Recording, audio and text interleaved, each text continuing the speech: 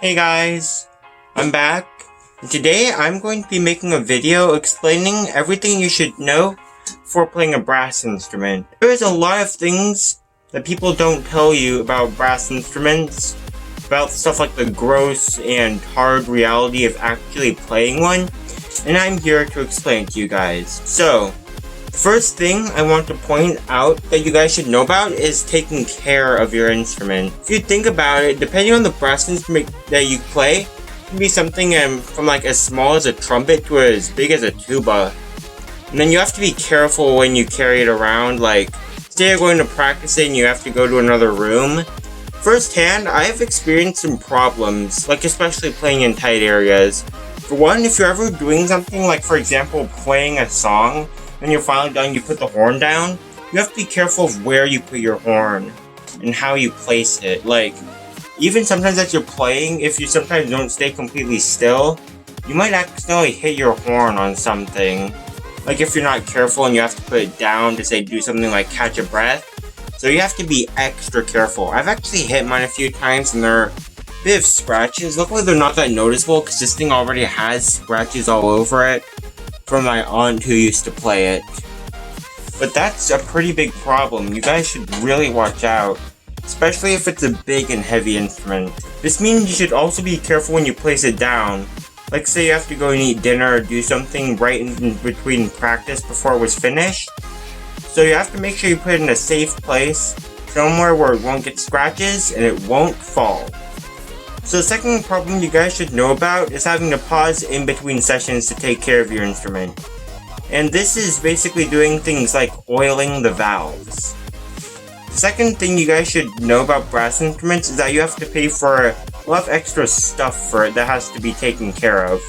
Like it's rags that you have to use to clean the mouthpiece, valve oil to oil the valves, that kind of stuff. And maybe even a bell cover if you have, since it's during COVID, like, if your band happens to have a concert or something, they might have you use bell covers, which prevents air molecules from coming out of the horn as you play. They'll have to be taken care of, cleaned, and sometimes more will have to be bought. There's also slide grease. When you pull out your slides to adjust them, sometimes you'll have to re-grease them.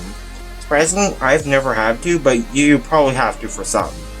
And then wiping the mouthpiece, if you guys don't know, that's actually a third problem I was going to mention. How as you play, your spit gets caught in the mouthpiece, and it's pretty disgusting. You have to wipe it off here and there. I mean, or at least when you can. It gets really bad if you have to do something like be in a concert when you see people play for like 20 minutes or more at a time and they can't even wipe their mouthpiece. If you ever see people do that on concerts, like in school or on TV, people don't really tell you about it, but as they play, a lot of spit catches up in their mouthpiece, and they have to deal with that through the concert, and it's pretty gross. Anyway, back to the second problem. You have to always dry it within the middle of practice and constantly pause, which makes practice take a lot longer. And then also putting oil on the valves because they can get sticky along with the slides. The fourth problem I was going to mention is emptying spit from these valves right here. Not only do you adjust them, but they also catch spit too. Depending on what you play, like if you play high notes in fast songs, a lot of spit will get caught into them. As you get good at baritone or any brass instrument you play, a lot of spit can get in and you have to empty that out. It's kind of gross watching it all come out of your instrument, like knowing that spit is inside of it as you play, and you let it out. It's not that big of a deal, but some people just think that's disgusting, so I want to mention that. Now, the fifth and final problem I wanted to mention is air. If you guys don't know, a lot of good brass music doesn't have a lot of spaces for you to breathe in, especially if it's played in legato, where you connect a lot of notes. This could mean that you may get shortened of breath a lot of times while playing, and other pieces can become really hard.